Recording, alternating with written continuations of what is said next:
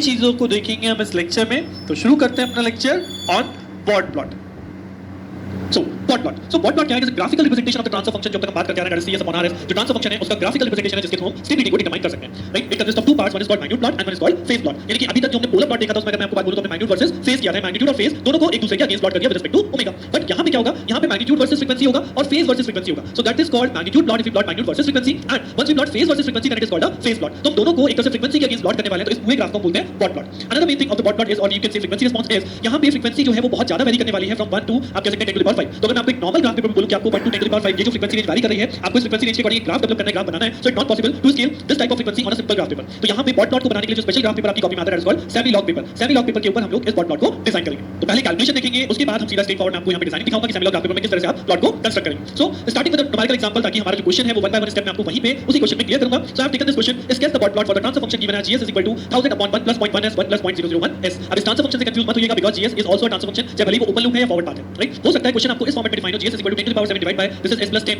and s plus 1000, right? तो अगर question इस फॉर्मेट में गिवन है तो फर्स्ट ऑफ ऑल आप इसे 1 plus s की टर्म में कन्वर्ट कर लीजिए। यानी कि यहां पे 10 को कॉमन ले लूंगा तो 10 कॉमन होने से हो जाएगा 1 plus 0.1s। यहां पे मैं 1000 को कॉमन ले लूंगा तो हो जाएगा 1 plus 0.001s, राइट? उसके बाद ये जो था ऊपर 10 to the power 7 ये 3 and 1 यानी कि पावर 4 कैंसिल आउट हो जाएगा। It becomes 10 to the power 3 that become 1000 divided by this factor। तो अगर क्वेश्चन डायरेक्ट स्टैंडर्ड फॉर्म में है तो कोई प्रॉब्लम नहीं है, बट अगर आपका transfer function direct standard form में नहीं है तो आपको फर्स्ट ऑफ ऑल उसे कन्वर्ट करना पड़ेगा in terms of 1 plus s। यानी जो भी फैक्टर है यहां पे अगर ऊपर भी सपोज फैक्टर होता है यहां पे s plus 100 तो I will take 100 common, right? और ये हो जाता है 1 plus 0.01 of s, राइट? तो ऊपर फैक्टर है नीचे फैक्टर से कोई मतलब नहीं, बट फैक्टर हमेशा 1 plus की फॉर्म में होना चाहिए। तो this is the first step जो आपको चेक करना होता है। अभी फिलहाल के लिए हम क्वेश्चन ये कंसीडर कर रहे हैं। So we have to sketch the bot plot for this function and then determine phase margin, gain margin and stability of the system. Bode plot से भी मैं गेन मार्जिन, फेज मार्जिन और stability को calculate करूंगा, right? तो bode plot designing का मतलब होता है we have to design two separate plot, one is called magnitude plot and one is called phase plot. तो पहले मैं बात करूंगा मैग्नीट्यूड प्लॉट की। नाउ मैग्नीट्यूड प्लॉट करना that means I want to calculate the magnitude. So magnitude plot के लिए यहां पे सबसे पहले मैंने s को j ओमेगा की फॉर्म में कन्वर्ट कर लिया। सो वो जो गिवन फैक्टर है that will be converted into 1000 divided by 1 plus 0.1 of j omega multiply by 1 plus 0.001 j omega. Now magnitude plot करने के लिए मैं यहां पे एक टेबल बनाऊंगा and the terms of this table are as follows. सबसे पहली चीज ये नंबर तुम्हारा 1 2 3 4 इस तरह से हम लगाते जाएंगे। देन सबसे पहली चीज आती है आपका factor. Now what is this factor? Factor का क्या मतलब है? अब आप अपने फंक्शन में देखेंगे तो what are the factors? There are two type of factor, one is called pole and one is called zero. जी हां, पोल कौन से फैक्टर होते हैं? जैसे कि यहां पे गिवन है 1 upon 1 plus 0.1 j omega that is a पोल।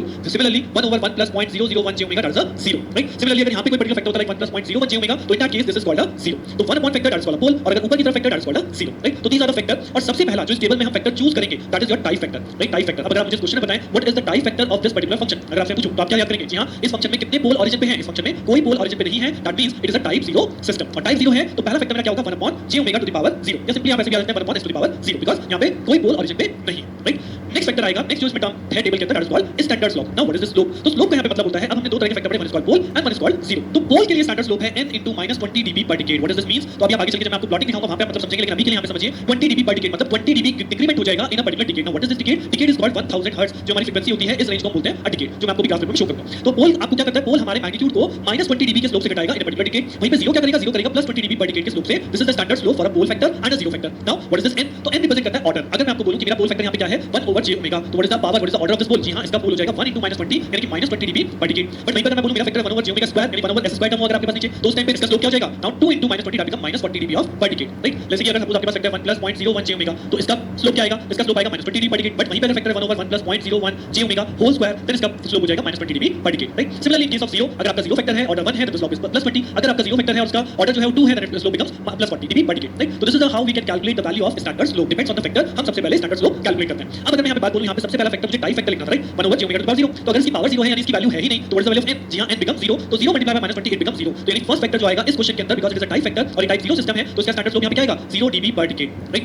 उसके बाद आपका नेक्स्ट पॉइंट आएगा this is total slope. Now what is this total slope? तो टोटल स्लोप हमेशा हम इनिशियली मानते हैं 0 dB per decade और जो भी यहां पे स्टैंडर्ड स्लोप आएगा बाय द फैक्टर वो फैक्टर का स्टैंडर्ड स्लोप इस टोटल स्लोप में ऐड ऑन होगा और ऐड होने के बाद आपका नेक्स्ट स्लोप बच जाएगा that is 0 dB per decade, right? So that means अभी तक अगर मैं इस टेबल में एंट्री करूं तो मेरी एंट्री क्या हुई? First factor always a type factor that is what 1 over j omega to the power 0। Standard slope because it is a type 0 system यहां पे इसकी पावर 0 हो गई तो इसका स्टैंडर्ड स्लोप क्या हो जाएगा? 0 dB per decade, right? Total slope जो कि इनिशियली 0 dB हम लेके चलते हैं इसमें से ऐड ऑन करने पर क्या बच जाएगा? 0 dB per decade। This is now my total अब तक जो मैंने समझ लिया। अब अगर इसकी बात करूं तो नेक्स्ट है and the last is corner frequency. Now what is this corner frequency? तो कॉर्नर फ्रीक्वेंसी कैसे आएगी? जितने भी आपके फंक्शन में s के टर्म्स हैं, s के टर्म्स का मतलब है j omega term, j omega coefficient. तो j ओमेगा कोएफिशिएंट कौन है? 0.1 है, 0.0001 है, राइट? दो टर्म्स हैं यहां पे केवल j ओमेगा की। तो इनका इनवर्स अगर मैं इसका इनवर्स करूं तो ओमेगा 1 मेरा हो जाएगा 1 by 0.1 दैट इज 10 और सिमिलरली ओमेगा 2 हो जाएगा 1 by 0.001 दैट इज 1000। तो these particular terms, this particular coefficient inverse are called corner frequency, right? और इन कॉर्नर फ्रीक्वेंसी को आप यहां पे अरेंज करेंगे असेंडिंग ऑर्डर में। तो यहां सबसे पहले आएगा 10 एंड देन आएगा 1000, राइट? तो ये मेरी कंप्लीट रो बन जाती है starting from the first value कि सबसे पहले मुझे टाइप फैक्टर लेना है, उसका स्टैंडर्ड स्लोप, देन उसके बाद total slope, after that corner frequency. Corner frequency मुझे क्या बता रही है कि ये जो स्लोप है ये कहां तक कंटिन्यू होने वाला है? ये स्लोप कहां तक कंटिन्यू होने वाला है? अप टू 10 फ्रीक्वेंसी तक, यानी जब ओमेगा की वैल्यू 10 हो जाएगी वहां तक आपका ये स्लोप कंटिन्यू रहेगा। Now what is the next factor? अब यहां पे सेकंड फैक्टर कौन आएगा? बेसिकली मेरे पास दो पोल्स हैं लेकिन यहां पे कौन सा पोल मैं रखूं? Either 1 over 1 plus 0.1 j omega और 1 over 1 plus 0.001 ओमेगा। तो कौन सा फैक्टर रखूंगा जिसकी कॉर्नर फ्रीक्वेंसी आपको लास्ट में मिली है? कॉर्नर फ्रीक्वेंसी किस फैक्टर की मिली है? That is 10। ये कौन से फैक्टर से कैलकुलेट हुई है? जी हां, 1 plus 0.1 j ओमेगा से। तो जो मेरा नेक्स्ट फैक्टर आएगा that is 1 over 1 plus 0.1 j omega. This is 0.1 j omega. Now what is this vector? This is the pole. Power कितनी है? Power 1 है. तो what is the standard slope become? यहाँ standard slope बनेगा -20 dB per decade. अब total slope क्या चल रहा था? 0 dB. अब -20 का आ गया तो ये दोनों ऐड ऑन करेंगे तो क्या वैल्यू निकलेगी नेक्स्ट total slope की? This is -20 dB per decade. कहाँ तक जाएगा? up to 1000 तक. अब 1000 के बाद फिर से आपकी वैल्यू चेंज होगी. क्यों? क्योंकि इस वेक्टर का इंपैक्ट खत्म हो गया up to 1000 पे. अब 1000 किसकी कौन सी फ्रीक्वेंसी है? जी हाँ, इस टर्म की. तो the next vector is 1/1 plus 0.001 j omega and again it is a pole of order 1. तो again इसका slope होगा -20 dB per decade. टोटल आपका हो जाएगा -20 का थे -20 और आ गया तो what is the total become -40 dB per decade. और अब यहाँ पे कॉर्नर फ्रीक्वेंसी नहीं है. That means it is dash कि ये मेरी मैग्नीट्यूड प्लॉट की टेबल यहाँ पे हो जाती है एंड. क्यों? क्योंकि अब मुझे आगे का इंपैक्ट नहीं पता. Now it will goes on continue. Last corner frequency मुझे नहीं पता कहाँ तक है. तो यही मेरे इस टेबल का एंड है. राइट. तो this is simply magnitude plot table जिसके अंदर सबसे पहले आपको टाइप फैक्टर ऑलवेज ध्यान रखिएगा. टाइप फैक्टर से स्टार्ट करना है. Type factor then standard slope, total slope, corner frequency. Then ये कॉर्नर फ्रीक्वेंसी बताएगी नेक्स्ट फैक्टर कौन सा आएगा. उसके अकॉर्डिंग आप यहाँ पे टेबल को कंप्लीट करेंगे. राइट. इसी केवल में फॉर एग्जांपल मैं यहाँ पे बहुत जल्दी से एक और फैक्टर इंक्लूड करता हूँ 0.01 j omega and let us take की टेबल कैसे बनेगी. राइट. सो सबसे पहला फैक्टर क्या लेते हैं? जी हाँ, सबसे पहला टाइप फैक्टर. टाइप फैक्टर यहाँ पे क्या है? 1/j omega to the power 0 यानी इसका स्लोप हो जाएगा 0, टोटल स्लोप क्या हो जाएगा 0 and what are the corner frequencies. तो अब आपके पास तीन फैक्टर है. तीन फैक्टर का अगर अपोज करेंगे तो एक से मिलेगी आपको 10, देन 1/001 देगा 100 और 1/001 देगा 1000. तो now there are three coefficients. तो उन तीनों का मैंने इन्वर्स किया. आई गॉट थ्री वैल्यूज और तीनों वैल्यूज को मैंने असेंडिंग ऑर्डर में यहाँ पे प्लेस कर दिया. राइट. अब 10 कॉर्नर फ्रीक्वेंसी के फैक्टर के वो आएगा मेरा सेकंड रो में यानी कि 1/1 plus 0.1 j omega. Now this is the pole. तो -20 का स्लोप -20 0 में ऐड हो गया -20 देगा कहां तक जाएगा? Up to 100. Now what is the 100? 100 कहां से कैलकुलेट हुआ? This factor is 1 plus 0.01 j omega. यानी थर्ड फैक्टर क्या आएगा? 1 plus 0.01 j omega and since it is a 0 of order 1 तो ये आपका +20 देगा. तो +20 -20 के साथ ऐड ऑन होकर क्या हो जाएगा? 0 dB per decade. और ये कहां तक जाएगा? 2000. Now what is the 1000 corner frequency कहां से? इस फैक्टर से. So now the fourth factor is 1/1 plus 0.001 j omega जो कि आपको लेके जाएगा -20 dB का स्लोप देगा. टोटल स्लोप हो जाएगा -20. कहां तक जाएगा? नहीं पता. डैश. तो this is the format how you will draw the magnitude plot table for a given question, for a given function. Right. Now हम अपना फर्स्ट क्वेश्चन कंसीडर कर रहे हैं जिसमें हमारा फैक्टर नहीं था 1 plus 0.01 j omega. This is the factor 1000 upon these two factor और इसके लिए हमने टेबल बना ली थी. This one is the table. अब इस टेबल का यूज करके आप किस तरह से प्लॉट बनाएंगे वो अब मैं आपको दिखाने जा रहा हूं. So semi log graph paper. Semi log graph paper कैसा होता है? सबसे पहली चीज आपकी कॉपी के पीछे इस टाइप का कुछ सेमी लॉग पेपर मिलेगा जिसके अंदर यहाँ पे एक तरफ होती है आपकी फ्रीक्वेंसी एक्सिस जिसमें मार्क होगा 1 2 3 4 5 6 7 8 9 10. तो this 10 indicates me what? This is called a decade. Right. This particular is called a decade. तो ये आपका एक डिकेड होता है जिसके अंदर आपका सेमी लॉग पेपर के अंदर दिस इज कॉल्ड 1 डिकेड. इसके बाद जो 10 के बाद यहाँ पे 2 मेंशन है. Now this is called 20, this is called 30, this is called 40, 50 60 70 80 90 up to 10 to the power 2 यानी कि 100. तो this is again a second decade यानी कि this is called another decade up to 10 to 100. उसके बाद सिमिलरली यहाँ पे 2 लिखा है ना, this become 200, this become 300 as for up to ये 10 to the power 3 that means this become 1000. तो जहाँ पे ये पर्टिकुलर लाइन आपको दिख रही होगी, ये पर्टिकुलर लाइन से यहाँ पर्टिकुलर लाइन तक डिकेड हो जाएगा. This is called third decade. तो इस तरह से आपके ग्राफ पेपर में 3 डिकेड हो सकते हैं, 4 डिकेड हो सकते हैं, 5 डिकेड हो सकते हैं. डिपेंड्स कि आपको यहाँ पे फ्रीक्वेंसी रेंज क्या मेंशन है. ऐसा नहीं है कि आप फ्रीक्वेंसी रेंज को चेंज नहीं कर सकते. You can also change the frequency range. आप अगर चाहें तो यहाँ पे 0.1 लेकर सकते हैं. तो दिस बिकम 0.2, दिस बिकम 0.3. तो उस केस में 10 नाउ के 1 हो जाएगा. फिर 2 3 4 5 6 100 नाउ के 10 हो जाएगा. फिर इसका 20 30 और ये क्या हो जाएगा? 100 हो जाएगा. हमने 0.1 से पूरी एक्सिस को स्केल कर दिया. बट जनरली हम ये काम नहीं करते हैं बिकॉज़ जो ऑलरेडी स्केल गिवन है ट्राई कि आप उसी स्केल पे उसको बना दें. राइट. तो ये तो हो गई फ्रीक्वेंसी एक्सिस की बात. नेक्स्ट जो आपको इस ग्राफ में मिलेगा this is your normal axis. जैसे हम अपने नॉर्मल ग्राफ पेपर में देखते हैं उसी टाइप से हम इस एक्सिस को प्रोग्राम करेंगे, उसी टाइप से इस एक्सिस को स्केल करेंगे. राइट. कैसे स्केल करना है? अब क्योंकि मुझे इसमें दो पोर्शन करने हैं, मुझे बेसिकली इसमें मैग्नीट्यूड प्लॉट भी बनाना है और मुझे इसमें फेज प्लॉट भी बनाना है. राइट. सो मैं इस ग्राफ पेपर के ऑलमोस्ट हाफ से ऊपर पार्ट में एक 0 dB एक्सिस की लाइन को कंसीडर करता हूं. This is my 0 dB axis line. इसके बाद जैसे नॉर्मल स्केल करते हैं कि ग्राफ पेपर में अगर ये दो बॉक्सेस आपको दिए गए हैं तो इन दो बॉक्सेस को यहाँ पे क्या माना जाता है? 10. उसके बाद अनदर दो बॉक्सेस क्या रिप्रेजेंट करेंगे? 20. अनदर दो बॉक्सेस दैट इज 30. तो दैट मींस हम एक स्मॉल बॉक्स की वेटेज को कितना मान रहे हैं? 5 dB. राइट. तो this is 10 dB 20 dB 30 dB 40 dB 50 dB and 60 dB. इस तरह से अगर इसके ऊपर शो करेंगे तो दैट इज 70 dB. राइट. तो ये हमने dB एक्सिस मार्क करी. इसी तरह से अगर आप इसके नीचे की तरफ देखेंगे तो 0 के बाद यहाँ पे अगर आप देखेंगे तो this is -10, this is -20 as one. But ज्यादा नीचे नहीं जाना क्योंकि अभी नीचे फेज प्लॉट भी आना है, ये मैं भी आपको आगे बताने वाला हूं. राइट. तो अभी मैग्नीट्यूड प्लॉट की बात करें तो मैग्नीट्यूड प्लॉट के लिए एक 0 dB एक्सिस कंसीडर किया, उसके ऊपर मैंने अपनी स्केलिंग करी 10 20 30 dB. ये हमने स्केलिंग यहाँ पे कर ली. उसके बाद अब आपको यहाँ पे पहले स्टैंडर्ड स्लोप बनाना है. जी हां, standard slope. What is the standard slope? कैसे कंस्ट्रक्ट करूंगा? तो स्टैंडर्ड स्लोप कंस्ट्रक्ट करने का तरीका होता है ये 20 है. इस 20 को अपनी फर्स्ट डिकेड, ये जो फर्स्ट डिकेड यहाँ पे 10 वाला था, ये लाइन जहाँ पे आपकी कंप्लीट हो रही है, यहाँ पे 0 dB को कट करिए.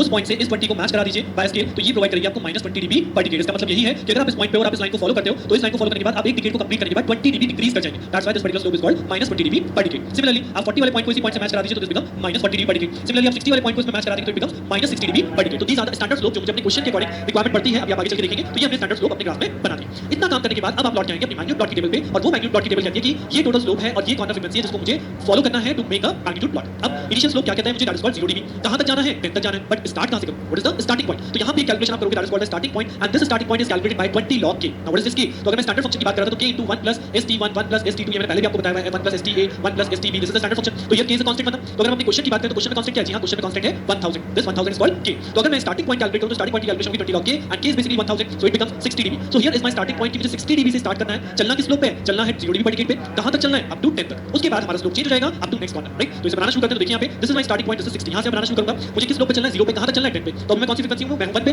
अब मैं यहां से 0 dB यानी 0 dB स्ट्रेट लाइन होगी ना. दिस 0 dB लाइन के पे हम चले और कहां तक चलना है? हमें चलना है 10 कॉर्नर फ्रीक्वेंसी जहां पे आपकी 10 वाली लाइन एंड हो रही है उस पर्टिकुलर लाइन तक आप इसे ड्रॉ करें. उसके बाद हमारा स्लोप हो जाता है -20 और कहां तक जाना है? Up to 1000. यानी कि इसके बाद अब जो मैं ड्रॉ करूंगा मुझे -20 की लाइन यहां पे ड्रॉ करनी है. तो मैं किस लाइन के पैरेलल ड्रॉ करूं? जी हां, ये जो -20 वाली लाइन जो हमने यहां बनाई थी स्टैंडर्ड स्लोप. अब इस स्टैंडर्ड स्लोप के पैरेलल आपको यहां से लाइन बनानी स्टार्ट करनी है और ये पैरेलल लाइन आप कहां तक बनाते जाएंगे? ये पैरेलल लाइन आप बनाते जाएंगे अप टू 1000 वाली लाइन तक. ये जो 1000 वाली लाइन है जैसे ही आपकी लाइन यहां पहुंचेगी आपको यहीं पे छोड़ देना. दैट मींस कि हमारा स्लोप -20 dB पर डिकेड हो गया. कहां से? 10 के बाद से अप टू 1000 एंड देन उसके बाद अगर आप टेबल देखें तो हमारा स्लोप हो जाता है -40 अप टू कहां? अप टू मुझे पता नहीं. तो दैट मींस इस पॉइंट के बाद जो स्लोप है वो -40 से चलेगा. तो ये जो लाइन बनेगी ये लाइन किसके पैरेलल बनेगी? जी हां, ये -40 वाली लाइन के पैरेलल बनेगी. और इसीलिए मैंने आपको यहां पे एक बड़ा स्केल रखने की पहले बताया था कि आपको जो पड़ेगी क्योंकि जब हम इस ग्राफ को ड्रॉ करते हैं तो पैरेलल लाइन बनाने के लिए हमें बिग स्केल बहुत इजी लगता है. यहां से आप उसके पैरेलल चलाओ और फिर स्केल को मूव कराओ, इस पॉइंट तक ले आओ और यहां से इसके अगेंस्ट पैरेलल लाइन ड्रॉ कर दो. Right. So this is the procedure how you will draw this magnitude plot on the semi log paper. Right. अब मैग्नीट्यूड प्लॉट बन गया. अब हमारा पार्ट आता है दूसरा that is called phase plot. तो फेस प्लॉट मैग्नीट्यूड प्लॉट की कंपैरिजन बहुत सिंपल है। फेस प्लॉट में क्या करना है, now we have the function g j omega is equal to 1000 upon 1 plus 0.1 j omega 1 plus 0.001 j omega. अब इसका फेस कैसे कैलकुलेट करते हैं, we already know phase is what, हम इसे लिख लेंगे 1000 प्लस 0 तो ऊपर वाले का एंगल हो जाएगा 0, नीचे वाले से एंगल जाएगा -10 plus 0.1 omega then -10 plus 0.01 omega 0.001 omega. तो फेस कैलकुलेट कर लिया। नाउ पोलर प्लॉट में हम लोगों ने पढ़ा था कि ओमेगा की केवल दो वैल्यूज के लिए हमने फाई को कैलकुलेट किया, बट यहां पे ओमेगा की डिफरेंट वैल्यूज यहां पे लिए हैं, कहां से,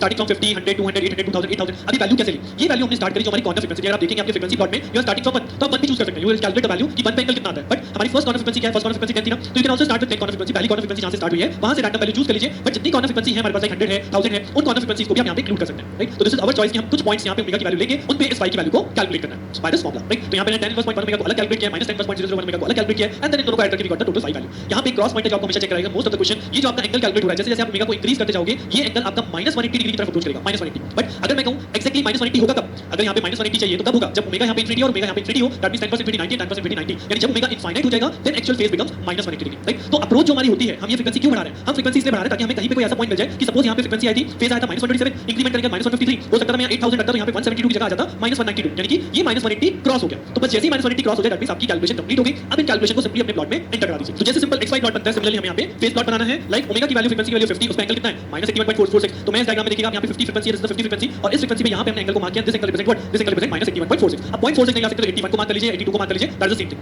अब ये एंगल कैसे वेरी कराना है, तो आप एंगल में भी इसी तरह से हमने देखिए यहां पे देखा, यहां पे जैसे इसकी रेफरेंस थी 0 degree axis, right. Phase plot के लिए रेफरेंस लाइन होती है -180 डिग्री, जी हां, फेज प्लॉट के लिए रेफरेंस लाइन आप चूज करेंगे -180 डिग्री, और इस -180 के ऊपर अगर देखेंगे तो यहां पे हर एक जो स्मॉल बॉक्स दिखाया गया इसकी वेटेज है 10 डिग्री, तो -180 का 10 डिग्री 10 डिग्री तो this is -160 then -140 then -120 then -100, इसी तरह से आप -80 दिखा सकते हैं जितना आपके पास गैप मिले, राइट। उसके बाद 180 नीचे क्या होगा, -200 -220 एज द सेम। तो ये बिल्कुल सेम उसी तरह से आप स्केलिंग कर रहे हैं। अब जब एक बार आपने स्केलिंग कर ली तो now this is 50 and this is 80, तो ये आपने पहला पॉइंट यहां पे मार्क कर लिया। इस तरह से नेक्स्ट पॉइंट क्या कहता है, 100 पे क्या हो रही है value -90, so just take it 100, this is 100 point, तो ये आपका 100 पॉइंट है, इस पे आपने यहां पे 90 है तो ये हमने यहां पे 90 मार्क कर लिया। इसी तरह से आप सारे पॉइंट यहां पे मैच करा देंगे, लाइक 200 पे 98 है, 2000 पे 153 है, तो लेट इट बी 2000 2000 का होगा, दिस इज 1000, तो इसके बाद जो लाइन आएगी दिस इज 2000, राइट। और इस 2000 पे पॉइंट मार्क है और इस पॉइंट की वैल्यू देखिएगा दिस इज अप्रॉक्सिमेटली 150 के अराउंड आपको दिखेगी, राइट। तो इस तरह से सिंपल xy प्लॉटिंग कैसे करनी है, उसी तरह से ये फेज पॉइंट मार्क करने हैं और उसके बाद में सिंपल एक पॉइंट को दूसरे पॉइंट से स्केल से मैच कराना है, राइट। यूजिंग स्केल आपको मैच कराते जाना 1 पॉइंट टू अनदर पॉइंट, जितने पॉइंट रख सकते हैं आप 8 point 10 point 6 point, that depends on you, but उसके ये जैसे ही आप पूरा बना लेंगे देन आपका ये कंप्लीट हो जाएगा, this is called Bode plot, combination of magnitude as well as phase plot, right. तो these are the steps. Lecture थोड़ा सा लेंथी है, आपको हो सकता है कॉम्प्लिकेटेड भी लगे, बट वन टाइम से दोबारा सुनिए, प्रोसीजर बहुत सिंपल है। जब आप एक बार दोबारा सुनेंगे तो आपको इससे इजी नहीं लगेगा कि हां ये बहुत इजी चीज है और इसको most of the time student जो है वो स्किप कर जाते हैं, डॉट प्लॉट छोड़ दीजिए, बहुत टिपिकल है, हम नहीं बना पाएंगे पेपर में। अगर आप एक बार दोबारा सुने तो आप इसको बहुत इजी मैनर में वहां पे ड्रॉ कर लेते हैं, आपको ड्रॉ करने के नंबर मिल जाते हैं, और कैलकुलेशन तो है साथ ही साथ आप ड्राइंग थोड़ी बहुत भी करेंगे तो अपने आप, क्योंकि इसके अटेम्प्ट करने के ही नंबर बहुत ज्यादा होते हैं, बिकॉज़ यहां पे अटेम्प्ट करने वाले लोग ही बहुत कम हैं, राइट। तो इसे अटेम्प्ट जरूर कीजिएगा और एक बार दोबारा जब सुनेंगे आप पूरा देख लेंगे ये किस तरह से बना है, राइट।